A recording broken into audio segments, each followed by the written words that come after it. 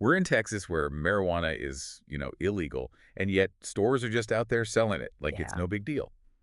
So today we are diving into an article from Keel Radio titled, Marijuana is Basically Legal in Texas, and Here's Why.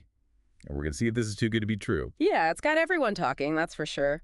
We all woke up and there's this like legal gray area and no one knows quite what to make of it. I know, it's wild, right? And it all comes down to this THCA, which is, get ready for the sciencey part, tetrahydrocannabinolic acid. But it's actually pretty simple. Okay, good, because I'm not a scientist. Basically, THCA is like the raw cookie dough of cannabis. Okay. THC is the baked cookie. So THCA is in the plant naturally, but it doesn't get you high until it's heated up. So what you're saying is, if I eat raw cannabis leaves, not that I would, Don't do that.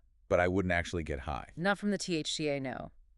It's the heating process, whether it's smoking or vaping or baking it, that transforms THCA into THC, and then you get the psychoactive effects. So just like when your bread rises in the oven, one little ingredient change makes all the difference. But how on earth is this legal in Texas when recreational marijuana is outlawed? Well, that's where the 2018 Farm Bill comes in. Oh yeah, the Farm Bill, right? This legislation basically said hemp is legal on a federal level as long as it has less than 0.3% THC.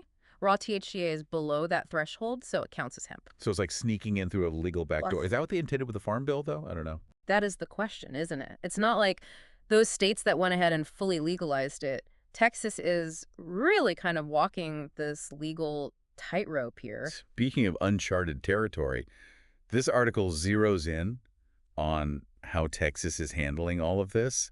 And, well, it's getting interesting. Yeah, it's like they just flipped a switch, and now it's the Wild West of weed down here. For real, the article's saying they're selling this stuff openly in stores and online like it's totally normal. Right. I mean, are we talking like dispensaries or more like you go in to buy your CBD gummies and they're just like, oh, by the way, we got this too? Seems like a little of both, but it's still kind of murky, you know? Mm. But what is clear is that business is booming, and that's where things get interesting, legally speaking. Put yourself in the shoes of a Texas lawmaker for a second. Okay. You've got this whole new industry popping up. Making money. Yeah, bringing in tax revenue. People seem to be pretty happy about it, but at the same time, it could be a problem federally, so what do you do? Yeah, talk about a rock at a hard place. Right. And on top of that, you've got this whole decriminalization thing, which the article mentions. Apparently 6 cities in Texas have already gone that route. But, like, that's different from THCA, right? Totally different. People get those two mixed up all the time. Decriminalization versus legalization. Decriminalization basically means you get a parking ticket for weed. Okay. It's still against the rules, technically, but you're not going to get arrested. It's not a criminal charge. So more like a slap on the wrist, like, don't do that again, here's your fine. Exactly. Legalization, on the other hand, that's a whole different story. That means it's totally legal to use it, to have it, and there's usually regulations about selling it, just like, alcohol. Okay, so you've got these cities in Texas testing the waters with decriminalization, but statewide THCA is still the weird gray zone. So what happens now?